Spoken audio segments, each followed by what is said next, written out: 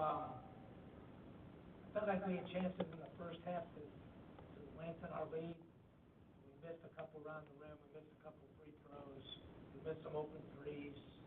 But I felt like we played pretty good, we moved the ball good. And then we got ahead, and I thought we got tired in the second half. Maybe a little bit, a little tentative. But really, the MVP of that game was Kareem Rozier. He played like the winner that he is. So go ahead.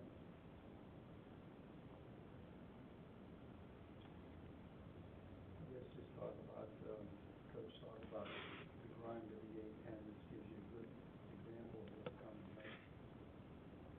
Everybody in this league has some good players. You know, they have, I think the one guy, Freeman, he was on the all-rookie team last year. Leggett's played a lot, he's a good player. They got a good night from Terry. He had a really good night. And Malik Martin's one of the tougher guys in the league. He's a tough kid. Where they have trouble is inside. You know, but I will say their inside guys block shots at the rim. You got to give them credit. But they have 5 blocks. We missed I don't know whether they were bothering us or we just missed, we missed a bunch of point blankies, you know, which is a big difference. But I mean, when you look, when you make 18 assists and 6 turnovers, and you shoot relatively, I wouldn't say we shot very good, but we shot good enough with those numbers. It seems like in the past when you played URI, the game seems sort of tight, and a lot of them come in as one possession games.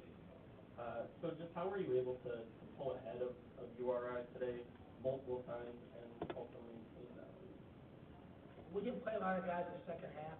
We played a lot of guys in the first half, and I don't think they had as much luxury to do that as we did, although he played a lot of bench, a little more than he normally does.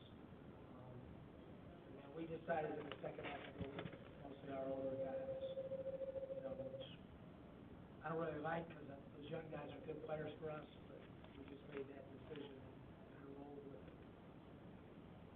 Keith, since we are now 2 conference games in, how much with this health are you still battling, trying to figure out rotation, guys in, guys out, just trying to figure out that kind of thing? Well, it got complicated again today because Trey Williams has a heel contusion, which he's been battling, but it was worse today. So that kind of changed us around a little bit too. You know, so it's hard. I mean, look, when Reese plays like that, and I thought Rotroff played pretty good, then it becomes difficult. You know, we need to get Dixon and Chavi in the game because they're really talented guys, but it's hard. I mean, because most of them are straight 5 men. You know, and that changes a little bit, you know, how you play. But they're good players. Like they're talented. What did you see from these guys after the Dayton game coming back, the way they carried themselves? When you go into this game, what were you expecting? Well, you never know what to expect when you have a relatively new team, and even when you have an old team, right? Like, you know, this was a weird dynamic because they had 14 days off, and we played at Dayton and didn't get back till 3 in the morning. You know, so we had a day and a half to prep. You know, and they had a lot of time to prep, but they also had 14 days of you can be a little rusty. So it's a catch-22. But the biggest thing that I saw is they like each other. So when you lose and you like each other, you have a chance. If you lose and you don't like each other, then that can snowball on you. But it was a big game for us because, like Dayton's a hard game. You know, we didn't play particularly well, so we needed to play a little bit better. I don't think we were perfect by any means. I don't think we maxed out. But we have to win at home if we want a chance at this thing. And, you know, with VCU coming up and then, I think 2 road games after that, 3 road games, it becomes hard. I mean, so you better take care of this one, especially, you know, when they have a little bit of, they're depleted a little bit in the front court. So he's a good coach, right? Like, look, his dad's probably, I always make fun of Archie and Sean because, you know, those guys are they were high major coaches and some of the best in the country, but they're only the 2nd and 3rd best coach in the family. John's better than all of them, right? That's a joke. But John Miller's an unbelievable coach. So, like, you're not gonna outsmart Archie Miller. You just have to make more plays than they can make. You mentioned Joe Reese earlier. Can you just sort of touch on his physical style of play, often taking it to the paint and drawing a lot of fouls? Just what is that style of play for? I thought he played better today. He still has work to do, but he played better. You know, we got on him hard at Dayton about not coming to the ball, helping us defensively, you know, being a junkyard dog versus a guy that has to score all the time. And we talked to the whole group about, you know, being a little bit like this, but if you base everything on the defensive end, then you won't be as much like this. You'll be more like this. And so, you know, Joe had a rough start at Dayton, but he rallied himself back. And, you know, that's good to see. You're not going to ask me about knowing you, Zach, you're going to ask me about the change in the starting lineup? No, Okay. come on, Keith, I thought you knew me better than that. No, I did want to ask you, though, just about the crowd in general, just as things were going well, just that they were behind you, and how important it is to encapsulate that with your system. We hit our guys. We said, look, if you want people to come to the game, so it was a good crowd, you know. Hot dogs and 50-cent beers, and maybe we can get a sellout. You know, God bless those Pittsburgh people. They like to drink that beer and like hot dogs. So it was a good crowd. It helped us. You know, it's no question the crowd helps. You know, you go to places where there's a lot of people, it changes the game. It makes you, if you have a really good crowd, a lot of times it makes you unbeatable even when you're not very good. You talked about Shabby, just how he's that natural center you guys need. How do you balance that growth? And obviously the fouls have been a little bit prevalent in the early going, but just continuing to pound on him to just do what he does best and just continue to grow. It's a hard balancing act. You know, he's going to be maybe one of the best players I've ever coached. I think he has a chance to be that good. Is he there yet?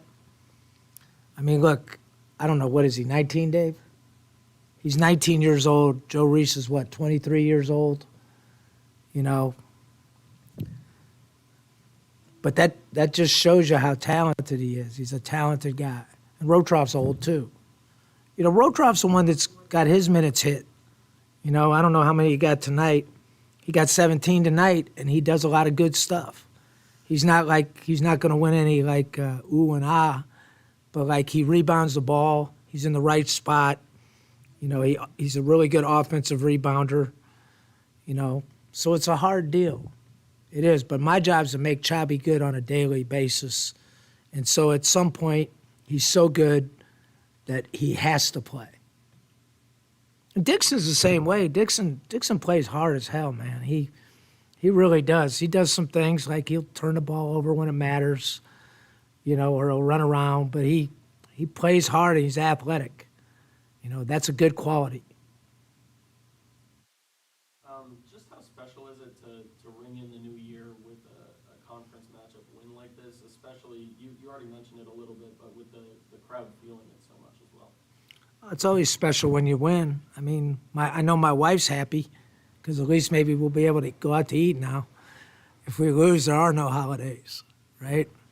So she's probably a happy young woman right now. So yeah, it's special. It's good. It's you know, it's I think this can be a special place. It's been so dormant for so many years, and you know, I think a lot of the fans have that self-fulfilling prophecy that what's going to happen next to Duquesne.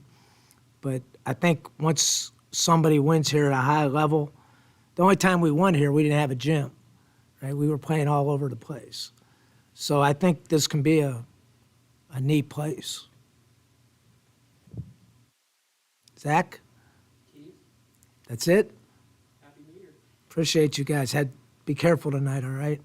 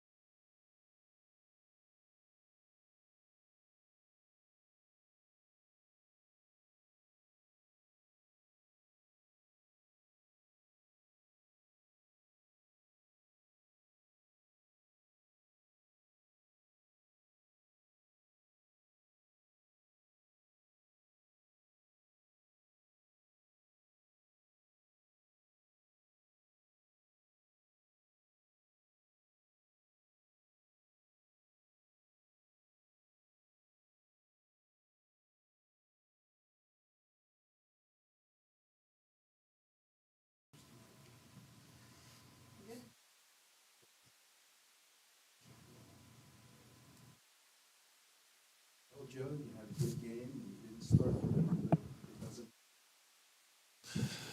Doesn't matter at all. First and foremost, we had a chip on our shoulder. It was a tough loss at our last game, and this is a team effort. It was fun, it was exciting, and our fans did a wonderful job of giving us energy. This was definitely a fun game, but we have more to go. Joe, you're making passes sitting on your backside to baskets. Just what was it like just finding that 50-50 ball and just outletting for that score? I mean, the crowd was not any point louder than that right there. Kudos to teamwork and kudos to chemistry. Throughout the season, even through preseason, we've established a brotherhood. And moments like that, that's just chemistry there. I knew TC was open. He runs like a gazelle in transition, so all I know is I just got to throw it up to him, and he's going to go get it. What do you remember about playing here the last game? People might have asked you that already, but what do you remember about playing here and what the atmosphere was? And if I remember, you guys won the game. What's the difference right now? You're talking about Bowling Green, correct?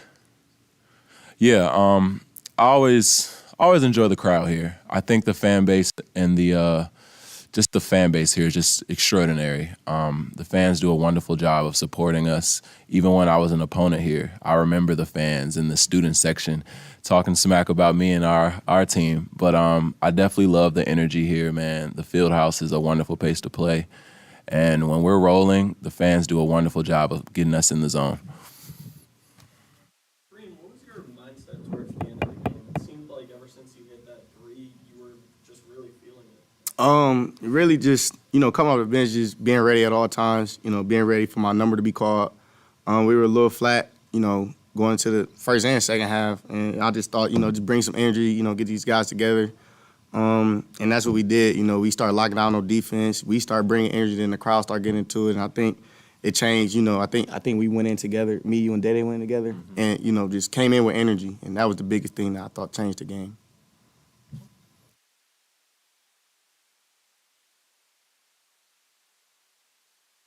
Go to either or both of you. Just you guys have gotten back to full strength, still some bumps and bruises, but just what's it been like being able to finally get the chance to play together and start to put some of these puzzle pieces together? I feel like it's been great. Like, even since the summer, we really haven't had everyone together and practicing or playing until really about now. We just are now getting everyone together, and it's great. I mean, the competition level in practice, everyone has to bring it every day. We're just making each other better. We're making each other better for games like this. So I think it's great. Piggybacking off that, man, we have great depth. We have a huge front court. We also have a very deep back court as well. And with the depth that we have, that makes us a dangerous team. It also makes us basically able to use a lot of tools. Some nights, some people may be off, but with depth, someone else can come in and do the job. And I think that just makes us a very, very strong team for many years to come. Even the puppies, man, the freshmen, they're doing a wonderful job of soaking up all the knowledge and being sponges. And I'm extremely excited to see them when they get older and have their spotlight. It's not about 40, don't he? And I'll come back off of that. Even, the coach, not you, Kareem, the coach said that, that's a joke. The coach said that as long as you guys like each other, and I mean, that's a cliche, but after a loss at Dayton, he said, if you don't like each other, it can snowball. I mean, you guys don't really worry too much about that? Not at all. I think Coach does a wonderful job in putting the emphasis on rallying each other. There's going to be bumps and bruises all across the season, and it's going to happen. But the one thing that we did a wonderful job at when we first even got here in the summer was to develop chemistry and develop a brotherhood off the court, so that when these situations happen, we can come together as brothers and talk about it and find solutions.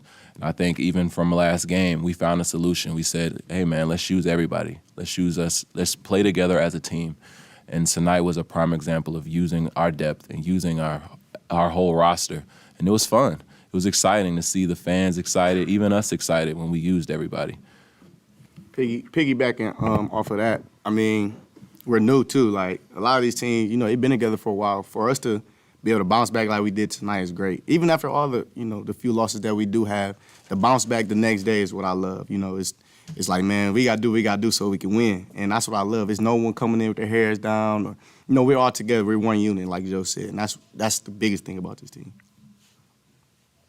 This one's for either of you guys.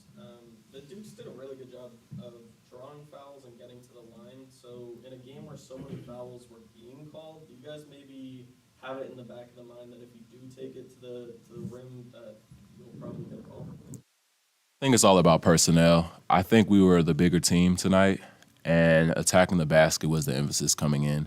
So even throughout the season, with the size that we have, it's always good to go inside out. I think with this, like I said, with the size we have, if we continue to push the emphasis on crashing the glass and getting to the cup, it opens up for our guards to get opportunities. So I think today was a good example of using our bigs, and eventually, like Kareem did, the threes will start opening up.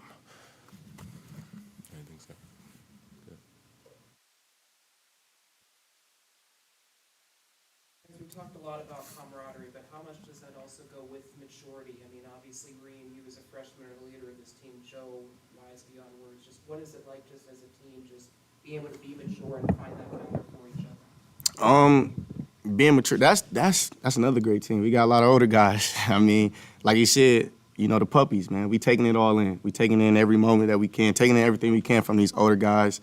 And myself, I'm just glad and very blessed that these older guys respect me and respect my words enough for when I do come in the league. But man, it's kudos to our older guys, man. They are really leading this group, and they really don't know that because they don't talk as much, but they show us by the work and the effort and all the things that they teach us. So we appreciate those guys for that. Piggybacking off that, man, with the veterans that we have on this team, they have a lot of experience. For me, I've been playing this is my 5th year. We have Day Grant, who's played for a while, Tevin Brewer, who's played for a while. With experience and all the things that we've learned throughout this, we can rub it off on them so they won't make the same mistakes that we made in the past. And I think the puppies, like I call them, does a wonderful job of just, like I said, being sponges, man, soaking up all that knowledge, especially for the front court. The front court that we have, man, has potential to skyrocket. And for me, I think it's good to just tell them, just constantly put the emphasis that they're good. Always tell them the potential that they have. So then when it's their time to shine, they will. Thank you. Thank y'all, man. Happy holidays.